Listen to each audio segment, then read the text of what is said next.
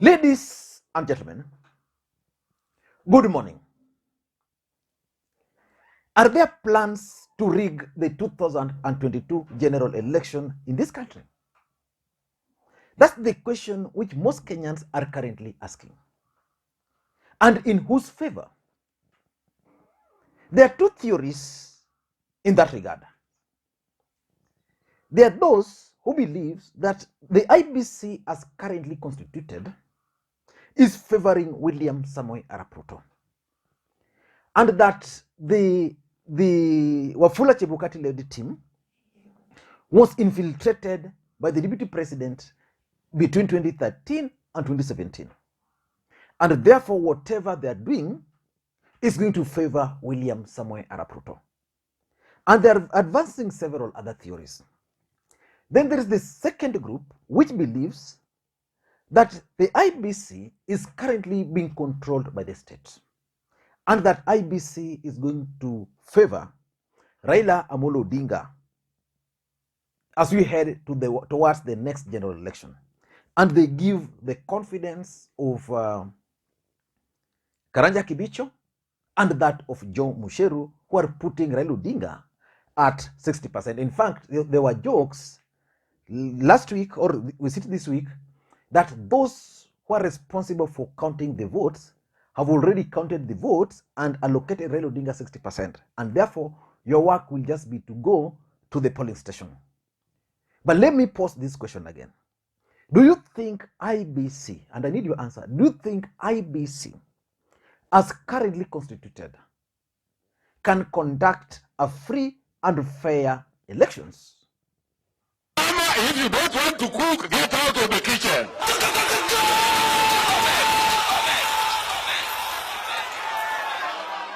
Niseme ya mwisho. Na hii nasema kwa Kiingereza. IEBC as presently constituted cannot preside over a free and fair election. It must be disbanded and be restructured in a dialogue of the people of Kenya. Na ukikataa tutakutana na tutakanyagana. Wapwani oriti huru, oriti huru.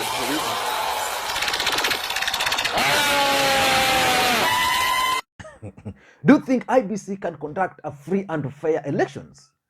On one day ago, the other day, that was on Tuesday, I posted this opinion poll I conducted this opinion poll on my wall. Do you believe IEBC as currently constituted will conduct free and fair elections? And the feedbacks were actually very interesting. 60% said yes, IEBC will conduct free and fair elections. 32% said no, and 7% said they don't care. And I went further to the comments, and one thing was very clear, that those who support Raila Odinga are happy with whether IEBC will steal elections for Raila, whether they will not, for them, they don't care. What matters to them is the outcome. But majority of those who support Kenya Kwanza were of the view that IEBC should actually conduct free and fair elections. But on my side, I strongly believe that IEBC cannot conduct a free, fair, and credible elections. And from all the indications, there are plans actually to influence the outcome of the 2022 general election. The elections in Kenya is the most expensive election almost in the entire world. But it's one of the easiest process. In 2017, the Supreme Court of Kenya nullified that election. And they claimed that the elections in Kenya is actually a process, not an event. So which means on the day Kenyans will be going to vote, that's not the election day. I mean, that's not the election. The election itself began several years ago after the last general election. So it's a process. But the election process in Kenya is straightforward. On the day of the elections, what's supposed to happen is that you go into that polling booth, then you are given those ballot papers. You tick the ones you are voting for, then you cast them in that ballot box, then you leave. After the voting is closed, which is somewhere around 5, after the voting is closed, then there's what is called tallying. Now you start counting. Raila, huku. Ruto, huku. Raila, huku. Then they'll be counted. Tallying. Once the tallying is done, then results are supposed to be filed in some forms, and then declared. Then those forms are supposed to be transmitted. Now they're transmitted electronically. There's a process which I forgot here. Before you vote, you are supposed to confirm.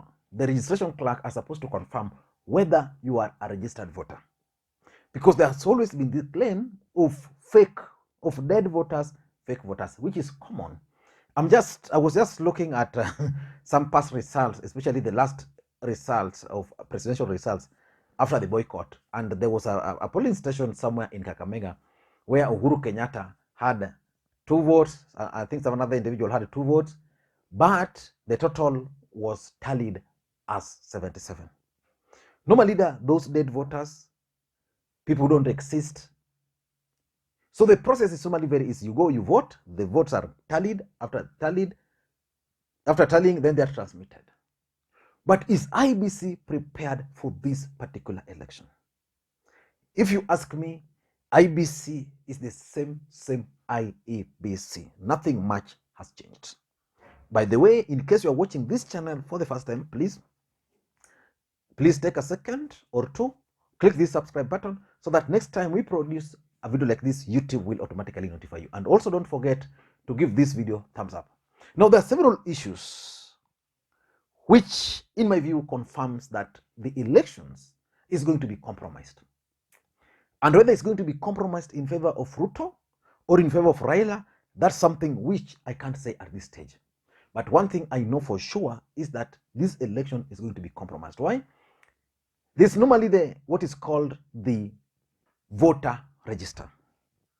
You know, anytime you register as a voter, what's supposed to happen is that your details are supposed to be kept in a book, what is called the principal register of voters. Once that's done, then they are entered into some electronic database of voters. But there's a problem. There's a problem. The KPMG audit firm conducted some voter scrutiny, and they realized that several voters were actually transferred. They were transferred, I don't know by who to who, without filling the required forms. I know so many people on this platform have asked me that when they tried checking their registration details, they found that they've been transferred to other places. I got several inquiries here, and those who are online, there are so many people who are asking why they have been transferred while they never even initiated that process. So the question is, who did that, and what is the purpose, and how secure is the is the voter register? Because you should be able to wake up as a Kenyan, go to the polling station where you are registered. Like, for example, myself, I'm registered in Kisumu Central, Palace Sports Ground. So I should be able to go to Kisumu Sports Ground. Yeah. Then give my details and easily cast my vote. But what will happen if I go there? Of course, I've confirmed my name is there. But what will happen to someone who is registered there? He wakes up in the morning, then he goes there, his name is not there. This person will not be able to vote. What will happen to his vote, that one vote which was transferred to somewhere else? What is that vote doing in that particular area where it has been transferred to? Let's say it has been transferred to, instead of Kisumu here, it has been transferred to, say, Nakuru or even Nairobi. what will that single vote be doing there? In 2013, the difference, what made the difference was 8,000 votes. The number of votes who have been transferred irregularly, I think were around over 700,000. So that voter register, and that alone is enough ground for anybody to go to court and get the elections nullified. Then the second thing is normally the transmission of results. Transmission of results. How will the results be transmitted? You see, elections in Kenya is very simple. Once the results are announced at the tallying center, they are relayed. And this is why Chris Musando was eliminated. Musando had ensured that nobody was going to interfere with that process. So the question is, will we be able to ascertain that the results which have been announced there are the ones which will be transmitted to the tallying center? That's the question. I see a Tumbi. There is this gentleman who was raising valid questions, and I can see Tumbi is joking because he's joking. There is this guy. There's this guy. Let me just get it. Jonah Lanamu. Jonah Lanamu had a request, a thread or request to Kenyans. If you want to really know which candidate will win in August election, then you need to be part of tens of thousands of Kenya who volunteer to share results from your polling station. Here's why. He's saying media won't do it. To get results from the polling stations require upward of 52,000 people who will share results once posted by returning officers at the polling station. No single media house that I am aware of has that capacity internally or the money to do it.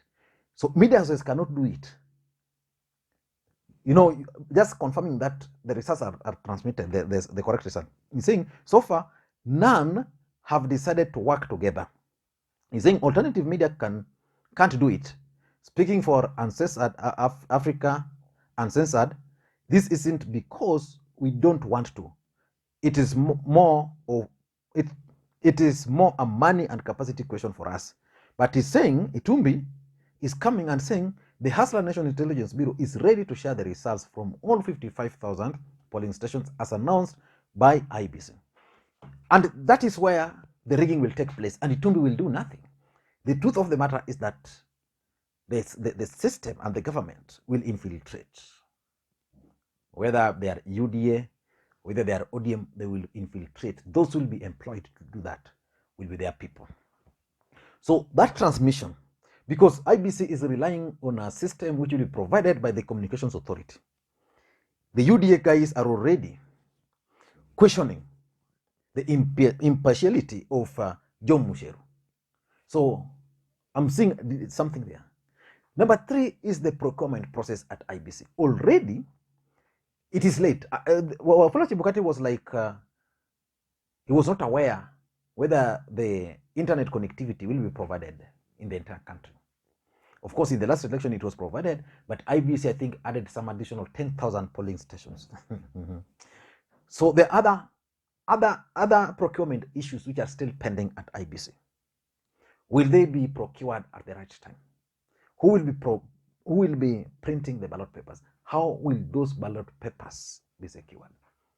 Then there's the issue of installation of key technologies. The technologies is where rigging will take place. Those who will capture, who will store, and who will transmit voting data. You know, those voting data are in cloud. I remember last election when servers crashed and ODM raised issues. They had to wait for someone who was in France, who was still sleeping, to wake up. The guy never woke up. we are still waiting for results up to now. Number 5, there are issues which needs to be addressed. The courts, the Supreme Court, nullified the results, and they gave specific issues, shortfalls, which made that elections get nullified. Are we sure that IEBC has fixed those, or they have not fixed them deliberately, so that if so and so will be declared the president, then person X can easily go to court and the elections will be nullified, because already the courts had issued directive that for elections to count, this has to be done, this has to be done, and this has to be done. In my own opinion, I think IEBC is yet to do all those. Then the security of ballot papers. Who will secure the ballot papers? Who?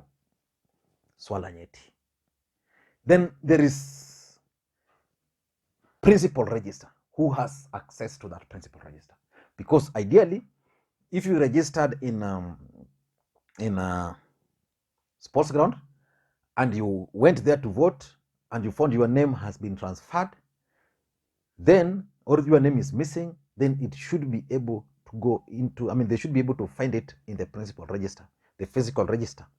On that particular day you are registered, someone should be able to search for it, because voting is your right.